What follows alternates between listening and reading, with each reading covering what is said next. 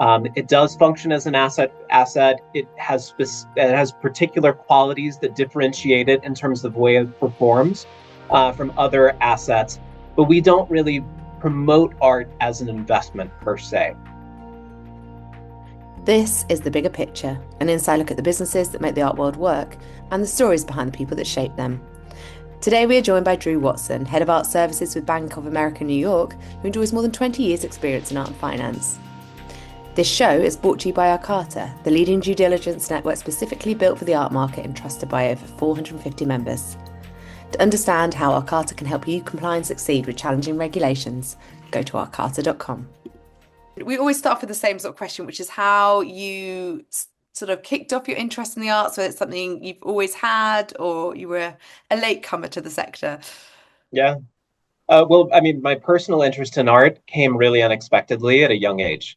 So I grew up in a non-artistic household. My father sold insurance for a living, and he was very good at what he did. And back in those days, if you sold a certain amount, you got to go on these fabulous trips. And one year, there was a trip to Rome, and I'd never left the country before. This is when I was 12 years old, and my parents decided to take me. And on that trip, there was a day excursion to Florence.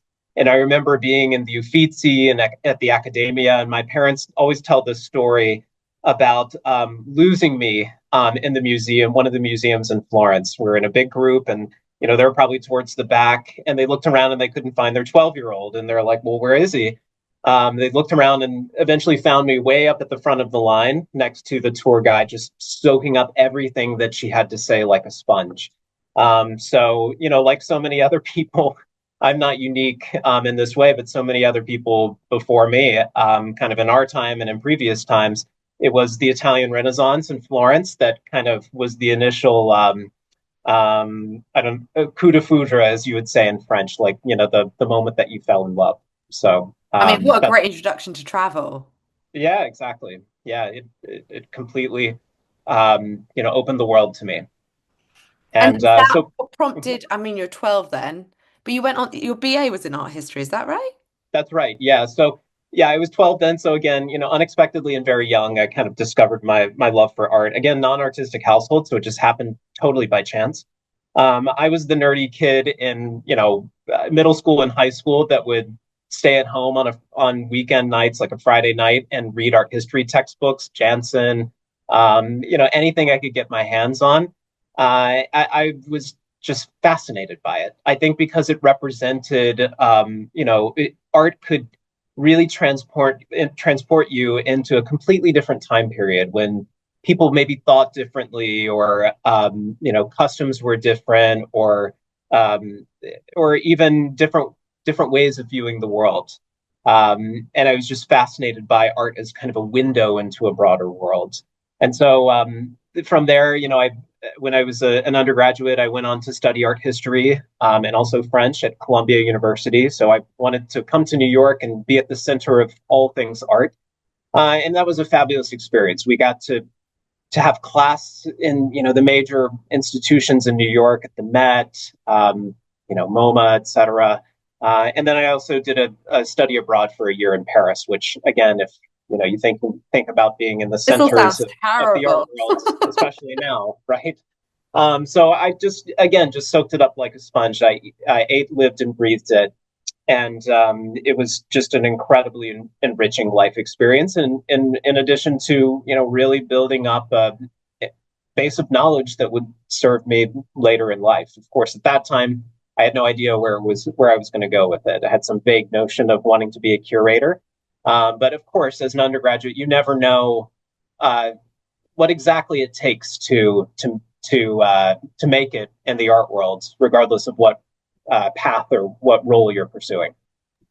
And your MA was a slight steer from art history, wasn't it? Was it towards business or was That's it right. a combination of Yeah. just business? Yeah. So what Yeah, sort of exactly. prompted that? So my first career experience in the art world was working for a museum. I had a summer internship. Of course, back in those days, they were unpaid.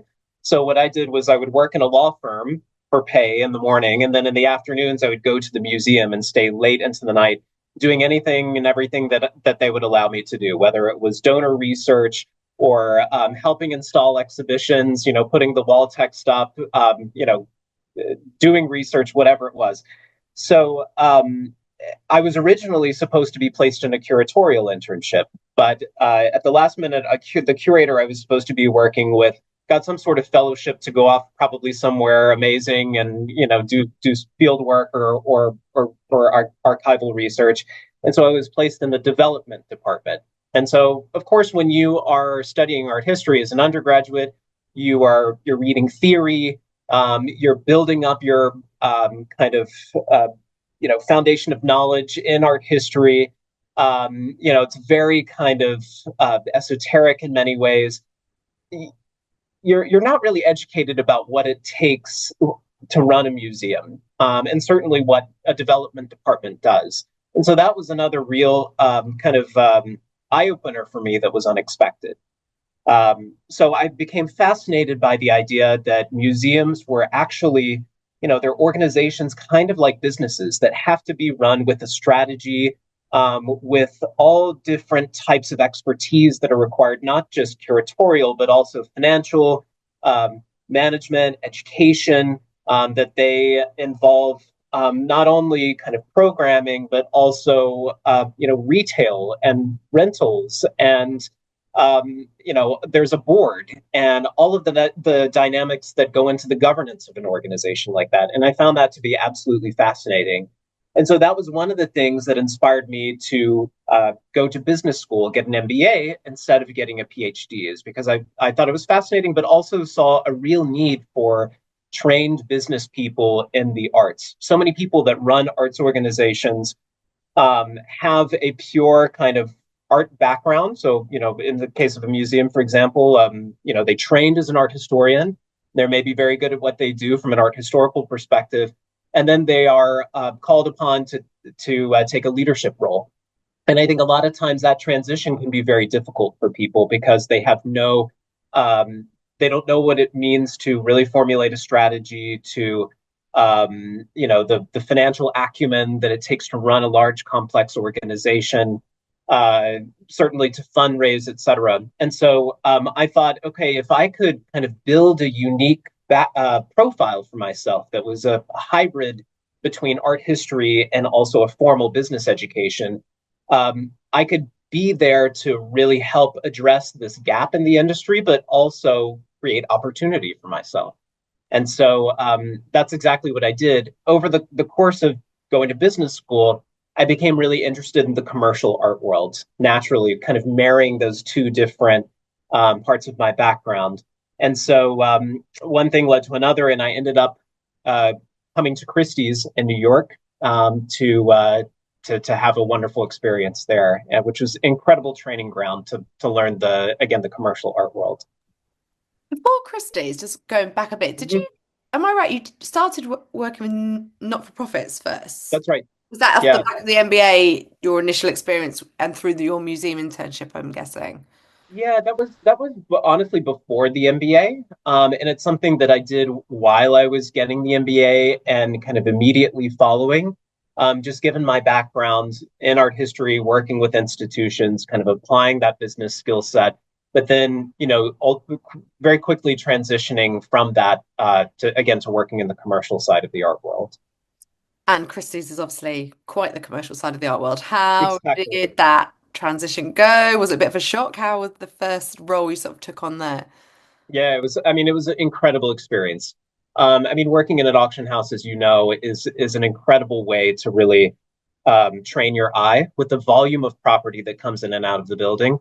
The time that you're able to spend with all of the specialists, the experts within the auction house, to really understand not only connoisseurship, well, not only the kind of art historical, whatever art historical period they may be focusing on, but understanding connoisseurship, and then also how that translates into the market, how it translates into pricing, what qualities are more in demand than others, what makes the difference between a piece at X level and a piece at Y level. So it's just an incredible experience. And one of the best things that you can do when you're in an auction house is, again, spending time with the specialist, which is, it kind of you're immersed in as part of the experience, but then also spending as much time as you can in the galleries because the art, comes in, it's on view for a week or so, and then it leaves, perhaps going into private collections where you may never see it again.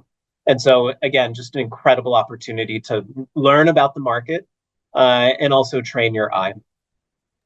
And when we talk about the market, I think you had something like by the time you joined Bank of America, you had about 10 years in the commercial sector by that point. That's right. That's quite a long period in the commercial art market in terms of how much things changed. From when you Mm-hmm. first started Christie's to sort of you leaving that and becoming Bank of America, what sort of market shifts had you noticed by that point? Yeah, it's interesting. So if you think about, I guess back to the financial crisis, 08, 09, that was really during the period when post-war, it had already really started taking off in the early 2000s. So back in the 90s, 80s and 90s, of course, it was Impressionist and Modern that were the biggest and fastest growing categories. But with the entry of foreign markets, this was the BRICS period, if you remember. So Brazil, Russia, India, and China. So, Makes you feel really emerging old, doesn't markets. it? Yeah, exactly. So Yeah. emerging markets coming into the art market, so an influx of new wealth and new bidders. Also the rise of the hedge fund industry and kind of alternative assets that again drove more capital into art. Candidly, the impressionist and modern, a lot of those works were too expensive for a lot of those collectors who were really kind of hitting their stride and building their wealth at 20, 25 years ago. And people really started turning to post-war and contemporary because it was more accessible at the time, believe it or not. And so that was the period of time you probably remember the Jeff Koons Balloon Dog. This is really when it was starting to reach its peak. It sold at Christie's, I think back in it was 2013, I believe, for 58 million, something like that. And it was a real kind of market moment that symbolized, the a real arrival of post-war and contemporary as the dominant auction category, for all of these international houses. And so it was a really kind of important time in the art market and for auctions and a time where there was a lot of growth and opportunity. Now, that in that interval, of course, you had the 08, 09 financial crisis. So to your point about kind of different macroeconomic forces that were shaping the market, in 08, 09, we saw the collapse of certain categories and the continued growth of others. So we've talked about post-war and contemporary, that growth story, but then other markets never really fully recovered from that those headwinds, namely American art. So American paintings, especially 19th century, also 19th century European, a lot of more historical decorative arts, for example, those categories that were more of the taste of that kind of previous generation who tended to collect very much in depth in a certain area. You were a connoisseur collector, maybe in old master paintings or American paintings or in English and continental furniture, or English furniture in particular. Some of those areas just didn't recover. And the 0809 financial crisis was kind of the final blow. Generational tastes had already started to shift very much.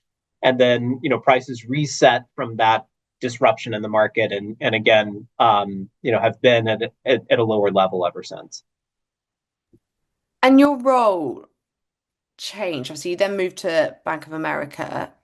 Can you describe, because you were working in the business as a, what's your role at Christie's, the title, Yeah, business? so my role at Christie's, I was a business manager at Christie's, which is an incredible role because I got to instead of being siloed into one specialist department, like impressionist or post-war or old masters or decorative arts, I got to work across a whole portfolio of different Okay. specialist departments. It's like And a my skills-based position rather yeah, than a like subject matter role. So then when you moved exactly. to Bank of America, how did your sort of day-to-day job change? What is the, if you could give us an Yeah. introduction, I guess, to your department and what the remit is? Exactly. Yeah.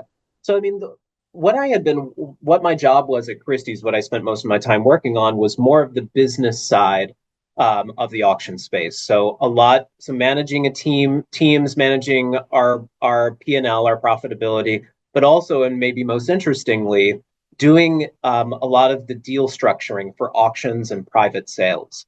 So, what did that deal structuring look like? It was modeling a lot of the profitability, whether we were doing an enhanced hammer, a guarantee, whether it was a house guarantee or a third party guarantee, or even auction advances or even term loans for consigners who needed immediate liquidity. If they were agreeing to a consignment, but then it wouldn't be sold until perhaps 5 or 6 months later, and then not paid out until perhaps even after that, figuring out how to kind of package that up as part of the overall proposal for the client so that we would win the business, but also win it profitably. So when I moved to Bank of America, to your question, I was able to leverage a lot of that kind of business skill set to help us build out our art services platform. So do you want me to talk a little bit about that? Yeah, I What think we it'll were be building at helpful the because I time at think Bank of America? I think we hear the term like financial services and things, but thinking about what day to day does that mean in the arts Yeah. sector, I think can feel quite vague to people or me. Exactly. Yeah. So look, I mean, what we do, the group that I head up at Bank of America is called Art Services. We are the art lending and advisory group within the bank. And so what does that mean? So collectors, whether you are an individual collector, like a private collector, you're the family of an art collector, or maybe you have a foundation in the art space or a private museum, or maybe you are a public institution, you have certain financial needs. Notice this kind of common theme with some of the earlier parts of my story, but you have certain financial needs around whatever your collecting journey might look like, right? So if you are a private collector, maybe you're building a collection, or maybe you have needs around managing your collection, or maybe when the collection gets to a certain size, you art is illiquid. It's something that you probably don't want to sell because you love it, and also it may trigger a taxable event for you. But maybe you need to extract liquidity from your art to buy more art, or to invest in a business, or buy a piece of real estate, or pursue a variety of different opportunities. Maybe you need to think through some of the tax implications of what you're doing or what you're considering doing with your art collection, whether that's estate planning or transacting or engaging in philanthropy, for example. And then also, maybe you need to sell your art. Maybe a single work that you inherited from a relative that's not at all a fit with your collection or your collecting taste, or works that you may have bought earlier on in your collecting that are no longer a fit with your vision for the collection. Um, and knowing that a lot of times collectors are not very often sellers, right? The very nature of collecting is that you kind of hold on to your art, you live with it, you share it, you loan it to museums, etc. But maybe you don't sell very often, and don't really know how to navigate that process in a way that maximizes value.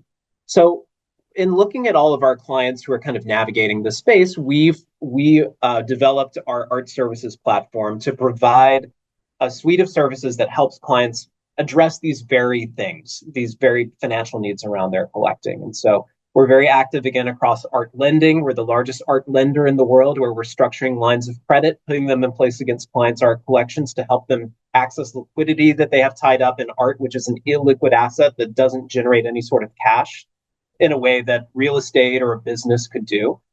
We do a lot of trust and estate and philanthropic planning for art collectors, advisory services on the sell side. We're becoming more active on the buy side as well. And then also endowment management for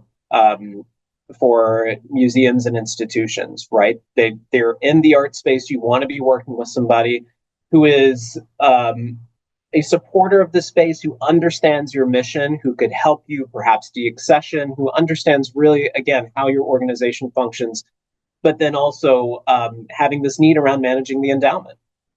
So this is the space that we operate within, and kind of specific examples of the services that we provide. This may be just my perspective, but over the last 15 years, say 10, 15 years, I feel like the dialogue around investment in art as an asset has matured quite significantly, at least in the public realm. Yeah. Is that reflective of your clients? So they feel a lot more informed, a lot more aware of what art could do for them within a broader portfolio these days?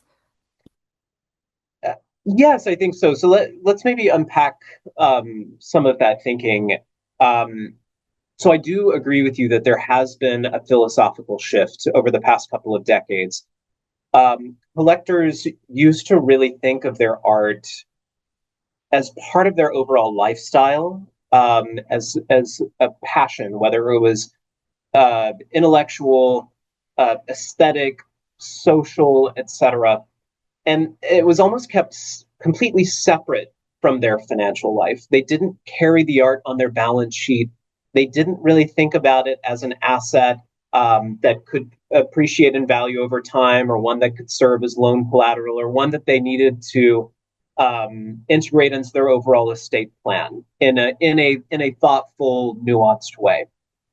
Um, One of the distinctions that we always make is that the way that we look at art and the way that most of our clients look at art is, first and foremost, clients are collecting art because it is a passion, right? They love it. It's for all the reasons that everyone has always collected. But there have been increasing expectations around the financial performance of art, if you will, when you think about it as an asset class. Now, that has really become the second most important reason, especially in younger generations, when you look at millennials and Gen Z, and we've got data on this, that people collect. Again, first and foremost for the passion. Secondly, it's because they believe it's a store of value that they hope will appreciate over time.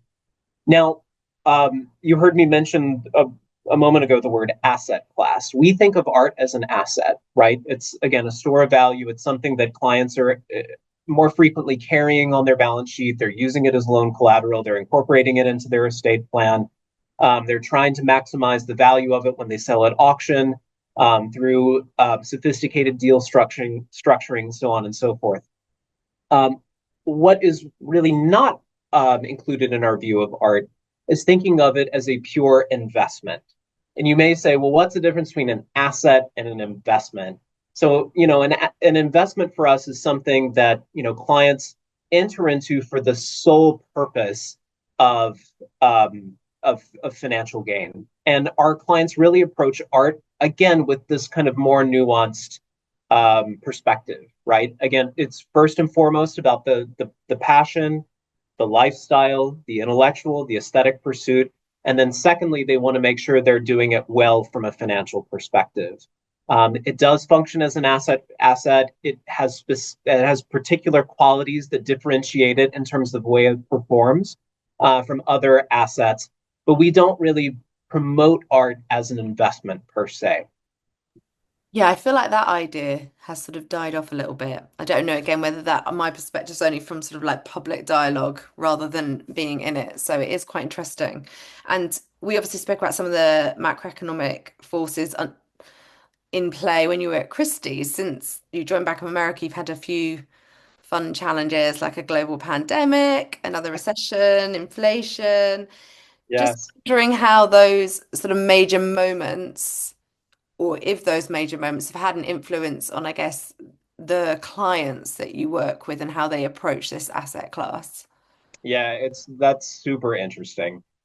So I'll start with just talking about the market in general, and then we can talk maybe more specifically to art lending because that's an interesting counterpoint. So in terms of our advisory business, right, where we're helping clients, on the buy side, but then also the sell side, and we're quite active on the sell side. I think just given our the fact that we're a legacy trust company and we're working across multi-generational family relationships. And a lot of times, subsequent generations are more interested in the value of art that they may inherit than the art itself. Maybe they want to hold on to a few pieces for sentimental reasons, et cetera. But more often than not, they become sellers. So we have a lot of insight into that space. So what is interesting through these different kind of cycles, the pandemic and inflation and so on, is that the art market is certainly um, it's not necessarily directly correlated to the stock market. So we've seen that probably the most important role that the stock market plays in relation to the art market is on sentiment. on what people refer to as the wealth effect, the fact that if the economy is doing well, if your stock portfolio is up, then you feel like you have more disposable income to spend on large discretionary purchases like art, even if that value, the gains of whatever your portfolio may be, has not been realized, right? So it's largely psychological. So there is this. The wealth effect is important. It does help shape sentiment. But if you actually look at the data, the art market and the stock market have very low correlation. Where we do see correlation with the art market is with interest rates, and this is getting back to your question, about the economy and inflation and so on. So obviously, we all know that interest rates, the Fed tends to raise interest rates to try to tame inflation, and we've seen that come down significantly over the past couple of years. But when interest rates go up, it of course pumps the brakes on the larger economy as intended, and the art market is certainly no exception to this. And in particular, art, again, thinking of it as an asset class, how it performs as an asset class, it is a cash flow negative asset that doesn't generate any sort of interest, dividend, or other sort of cash flow or income, right? It's a store of value. It costs money to maintain, to conserve, to insure, to store, to install. You get the picture. So that's why we say it's cash flow negative, and it's also not generating any sort of income. Uh, so when you think about interest rates and their relationship to art, when rates are high, the you'll see less capital going into the art market. Why?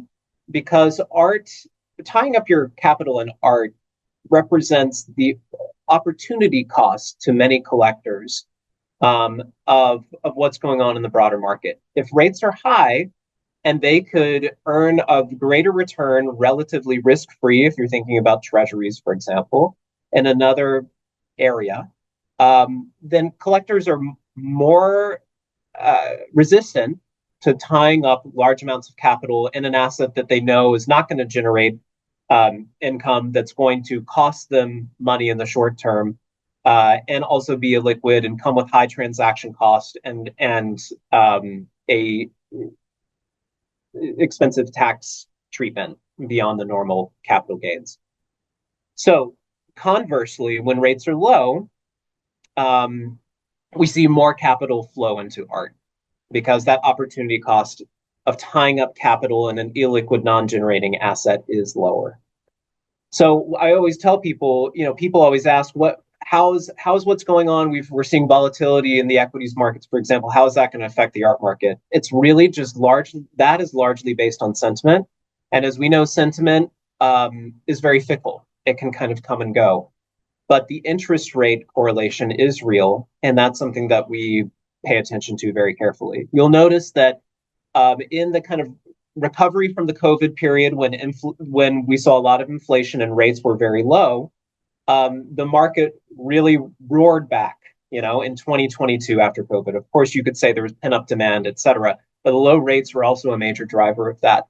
And then when we started to see the rate increases, that's when we started to see year on year this kind of 20 to 30% pullback in overall sales in the market, which is ongoing. Yeah, I was going to say, so with that in mind, the current feeling in the market, I know we've just had the New York sales, you've just done a market update.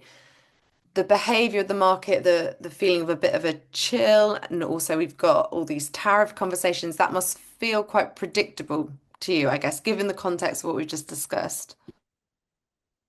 Yeah, I think so. I mean, it's a continuation, of course, the volatility around tariffs, et cetera, that has come into play relatively recently. Um, but this broader trend around interest rates and the decline in sales, largely due to supply constrained market, and buyers and sellers still not really agreeing on where prices should be, is a continuation of a broader trend that we've seen unfold over the past 3 or so years. And another, I don't really want to call it a trend, development, I guess, in the market that we've been discussing. We've been discussing it for a long time, but there's a feeling I'm getting that it's actually being realized now, the impacts coming into play is this idea of a great wealth transfer, and that we've discussed it for years, but like we're beginning to see it play out in terms of how people are in managing their assets. Is Yeah, that something you're recognizing with your clients, your collectors, on the buying and selling side?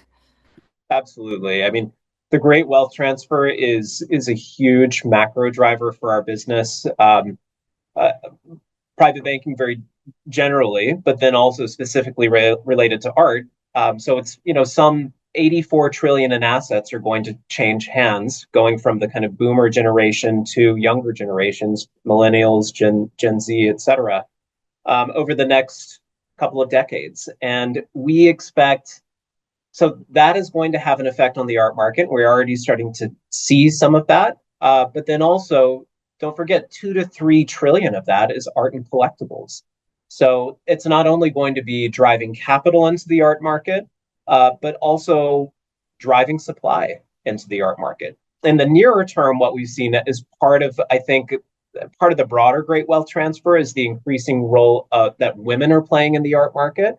Um, you know, Women, of course, are statistically expected to outlive men who, maybe a married couple collected for decades and built some of the great collections. And we're seeing some of those increasingly come to market, but women are the surviving spouse and also the key decision makers. So women are going to be playing an increasingly important role in terms of controlling supply for the art market. But then also at the same time, and then all in slightly longer term, millennials and Gen Z are going to be again playing an increasingly important role. They stand to be one of the wealthiest generations in history, and you combine that kind of wealth with their attitudes towards um, investing and different types of asset classes, and also the way that they make different decisions about how they're allocating their wealth. And it very much aligns with the art market. Um, so we know, for just to unpack that a little bit, based on data that we have from studies that we've done of our clients or individuals who are similar to them, is that millennials and Gen Z, uh, having weathered two different kind of financial crises, the dot-com bubble burst for people who are a little bit older on that generational spectrum, and then, of course, the 0809 financial crisis, which we referenced previously, uh, don't always have as much confidence in the traditional portfolio of stocks and bonds. They are more comfortable also incorporating alternative investments, alternative assets, if you will, including tangible property, which art and collectibles kind of enter here into their overall wealth portfolio or wealth strategy. And that's one of the reasons why a lot of these younger generations, if you poll them, they say, how much do you consider art as part of your overall wealth management strategy? And the figure is staggering. It's 98% of wealthy millennials and Gen Z consider art as part of their overall wealth strategy, Wow. whereas you only saw about 50 to 60% um, uh, think about art in that way among older generational cohorts. So this is a huge shift. So that's number one. And then number two, if you combine that with how they're making their investment decisions, they are much more, millennials and Gen Z are much more emotionally driven when they're making their investment decisions than previous generations. And I think you see that play out in other kind of investments that they've gravitated towards. ESG, for example, environmental, social, governmental kind of investments that are more socially responsible. So I was going to say, there when you are say other things. emotional, do you mean Yeah, conscious, I guess, or hunches, exactly. In other words, there's more driving it than just the pure profit motive, right?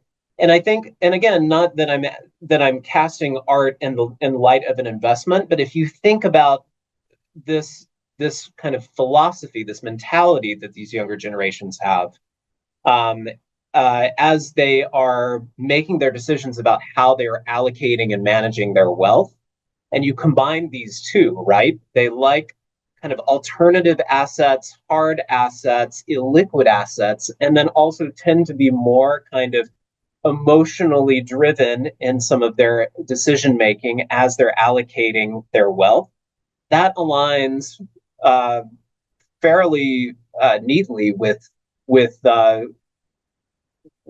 including art in their overall their overall wealth strategy. And again, the 98% is a testament to that.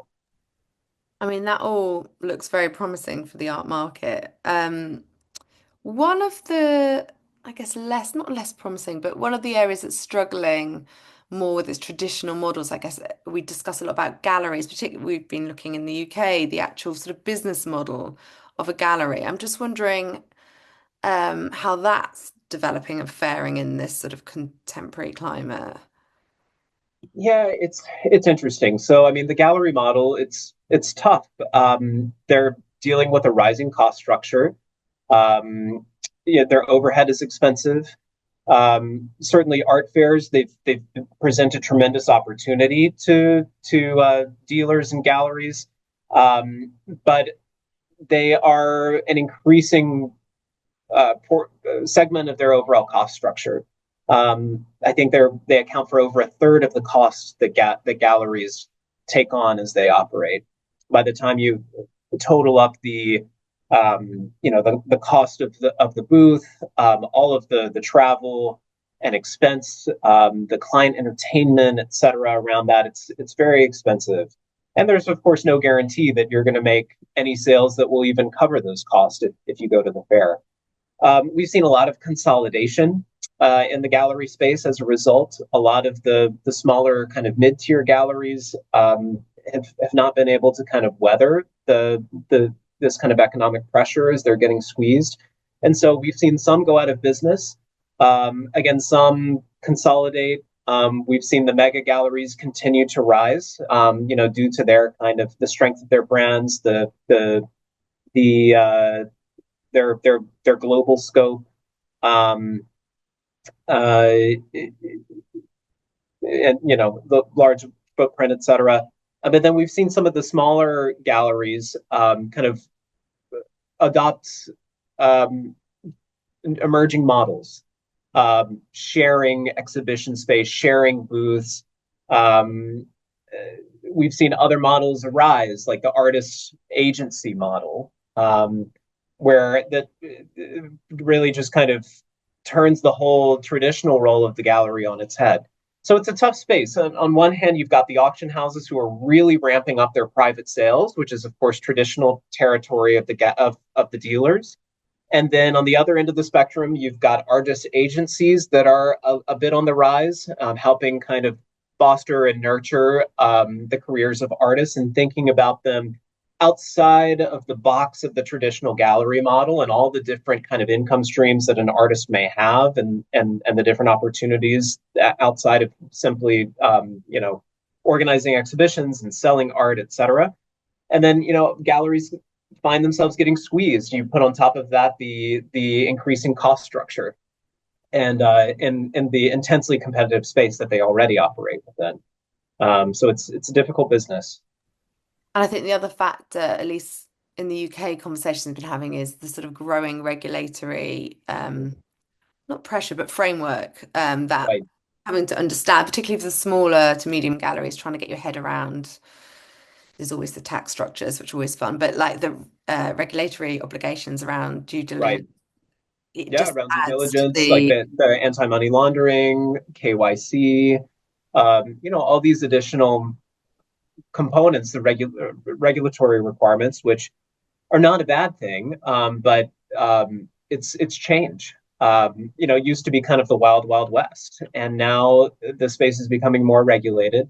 And really, the debate in the space is, and I don't know that we've really landed on an ideal answer. It's probably going to be a combination of the two. Is which, at least in the U.S., which is better, government regulation or self-regulation? And each one kind of has its pluses and minuses. So but yeah, absolutely. I think the bottom line is we've seen more of that regulation happening, and that requires additional resources for the galleries to take on. The auction houses have certainly had to do it.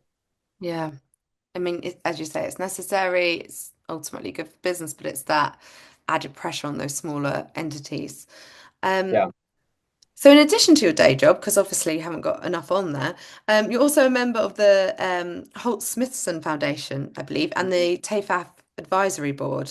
How do you fit Yes. this in? And how does that support your sort of your daily role? Yeah, it's really interesting. I think it's really important when you are an art business to not just be in the ecosystem to again to conduct business to make money. It's such a relationship driven space that I think it's really important um, to be invested in it yourself and to serve the community and give back to it. And so these are just some of the ways that I'm able to do that. The Holt Smithson Foundation is an artist endowed foundation. It's based in Santa Fe, New Mexico, but kind of operates programs, exhibitions, etc., all over the world. What the foundation does is that it carries out the artistic and philanthropic legacies of two land artists, Nancy Holt and Robert Smithson, who were very active, back in the 60s and 70s. And so, you probably have seen photos of or read about Spiral Jetty, for example. That's probably Smithson's most famous work. So it's an interesting model because we are a dual artist foundation. So we're focused on the two artists. The two artists are at a very different point in kind of their carrying out their legacy and building the market. Holt's market is much more developed than, Smithson's market is much more developed than Nancy Holt's market. And so it's been a really interesting kind of case study to work on the two, with their respective gallery partners to help generate sales for us to be able to fund the activities of the foundation. And one of the main activities, as with many artist endowed foundations, is the creation of the catalog raisonné for the two artists, which we're kind of going about doing in a different way, fully digital, accessible, etc. Wow, that's a Um, huge and it, undertaking. a big Maybe just in my undertaking. head, it feels like a massive undertaking, but it makes me draw in my breath when I hear someone saying they're embarking on that. Exactly. And the Artist Endowed Foundation space is really fascinating. It's something that I became more involved in. And in the time that I've been with Bank of America, we used to partner with the Artist Endowed Foundation Initiative, which was Oh, okay. kind of a professional association, if you will, for all the different artist endowed foundations. And the field is so varied. There's not one that's like another, and they all face different challenges. Of course, when you're working with land artists, you face kind of different commercial challenges when it comes to generating, raising funds to uh, for your operations than you would if you were a more traditional artist. So they're all it's a vast and varied landscape, but really fascinating and rich, and kind of represents this convergence of scholarship. So the artists themselves, their work, scholarship, but then also what's going on in the art market, and then also their nonprofit organizations, right, with a duty to kind of benefit the broader community. So it's a very interesting space. And as you say, when you're working with, I know land art, it's been around a while now, but obviously these sort of new types of art interacting with these really traditional legal structures and ways of doing things, it's always quite a nice, Right. interesting Yeah, challenge. And then very TAFA's a interesting. bit more traditional, I'm guessing, the advisory board, or maybe not. Maybe I'm assuming. Yeah, a bit more traditional in a sense, but what's really interesting about TAFAF is that, of course, TAFAF started as the one fair in Maastricht, and that's been going on for decades. But they launched the New York Fair, which of course you're familiar with, about 10 years ago exactly. And so they formed the TAFAF formed the Global Advisory Board at the time that they were launching the New York Fair. It's large. It is international in nature, so that's a very interesting component. Primarily Europeans and Americans, to sort through how we could launch what is a quintessential European fair in the U.S. and what kind of strategy is needed to be able to make that fair a success in a market that has very different collecting taste, a very, of course, very different history, a very different culture in many respects than continental Europe for sure. So that's been a really interesting project. And now that the fair has been around for 10 years, it's okay, how can we use the New York Fair to raise awareness of and drive more participation in the Maastricht Fair? So they're working as part of a network, if you will. Uh, Knowing that the fairs are distinct intentionally for various reasons. Um, but if you think about the three global art fairs, Art Basel, Frieze, and TAFAF, TAFAF is, perhaps the least known, just, among the general population, but then also maybe the least um, visited, because it's traditionally attracted a real connoisseur, at least from the US, a real connoisseur collector or museum curators. It's often said that TAFAF is a fair where museums can buy with confidence because of the very strict vetting process that differentiates that fair. So Americans that tend to go as part of a museum group, or maybe, they're starting to kind of come more on their own. But how can we really raise the visibility of and increase accessibility of that fair? Because if you've ever been, you know that it's an absolutely magical experience. 7,000 years of art history on display, the opportunity to connect with some of the top dealers from all over the world in their various areas of expertise, whether it's old masters or antiquities or 19th century or decorative arts or jewelry. And one of the things I love about the fair is this um, the opportunity for chance discovery. You may go in knowing that you are a collector of, post-war prints, but then you come across one of the booths where you have an antiquarian bookseller, and you fall in love with an illuminated manuscript from the medieval era. These are the types of things that happen at TAFAF, and it's just an incredible opportunity for discovery and learning, and that's what I love about that fair. Yeah, I think you're right. I think it's got such a unique proposition, but also, as you say, the business challenge of those Yeah, two different markets and getting them to work together, I can imagine, particularly with yeah, your area of expertise, is fascinating. the business challenge for sure, which I think is interesting. I mean, I love modern and contemporary. It's where most of our clients collect. It's where the market is, but I also have a real appreciation and reverence for more historical art, old masters, whether they're paintings, drawings, etc. Seeing those, making those connections, seeing those art historical through lines, and but how can you translate that? How can you bring that to the market? How do you generate interest in an 18th century painting, among contemporary collectors, right? And so all of the kind of strategies and challenges that we think through around that, whether it's pairing it, working with designers to kind of to pair more historical art with a more contemporary sensibility, whether it's with the design or other contemporary art, or showing how things can be collected in a more eclectic way instead of having to, the only way to collect is being a connoisseur collector that goes deep into a certain category and very academic. You can still really go for the quality and understand what you're buying, but collect in a different way.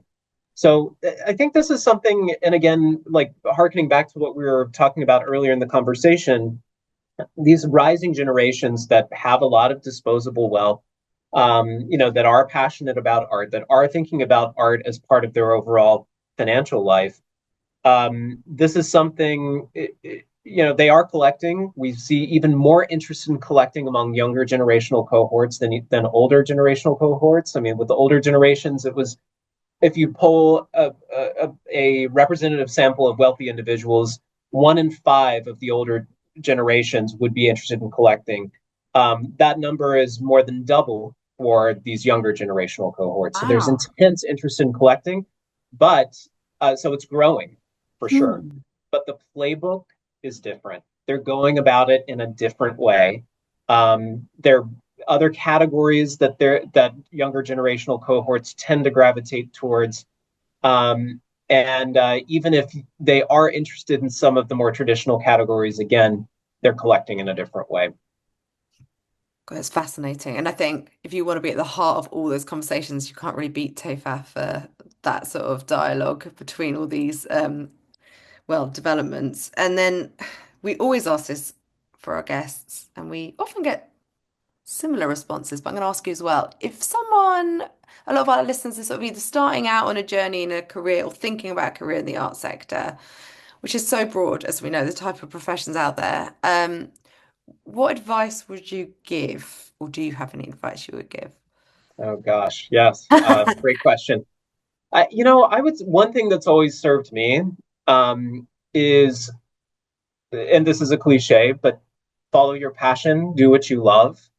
That's it opens so many doors when you hear somebody speak passionately about something that they believe in, something that they're interested in. You're going to learn more about it because you're going to want to talk about it, read about it, etc., more often than the other things. But the qualifier I would add to that would be follow your passion, but do it differently. So we all know that in the art world, sometimes you can follow a linear career path.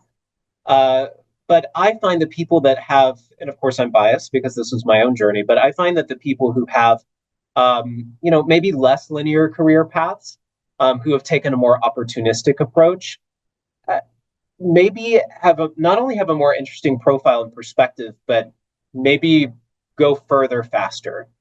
So as a former mentor of mine said, you've got to be willing to zig and zag to advance in the art world. I Otherwise, it's love a that. waiting game, right? Otherwise, if you go the linear path, it's more of a waiting game because it's just supply and demand. There's relatively few jobs available, especially if you're in a certain track. Then there are people lined up around the block waiting to take it. So I think understanding what the need and what your passions are, what you're good at, and what the need in the market is, and figuring out a way to combine those three things, and again being able to think differently, to see something differently, to propose a new idea and go out and convince people to take a chance on it, which is what we did 10 years ago when we were launching our art services platform at, at, at Bank of America. Um, that's what is gonna lead, I think, to really enriching opportunity.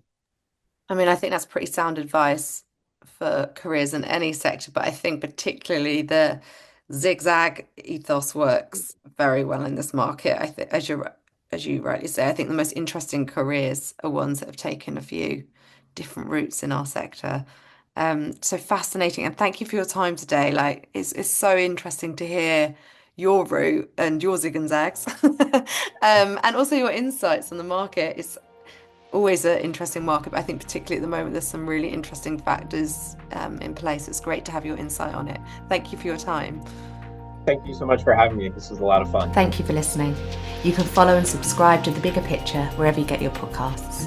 And to learn more about this episode or to reach out to us directly, please visit us at arcata.com.